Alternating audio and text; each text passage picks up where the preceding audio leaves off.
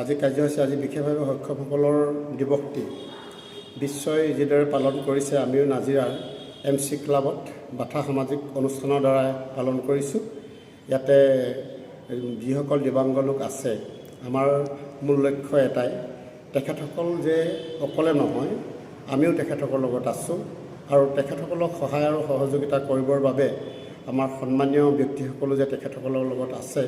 আজি নাজিৰাৰ civil SDO বাইদেউ আহিছিল, CDPO বাইদেউ আহিছিল, সমাজৰ গণ্যমান্য ব্যক্তিসকল আহিছিল আৰু এটা অতি ধুনীয়া নৃত্য আৰু গীত প্ৰদৰ্শনেৰে আজি অনুষ্ঠানটি আমি নাজিৰা MC ক্লাবত সামৰণি মাৰিছোঁ। আমি বিভিন্নজনক সাহায্য আগবঢ়াইছোঁ।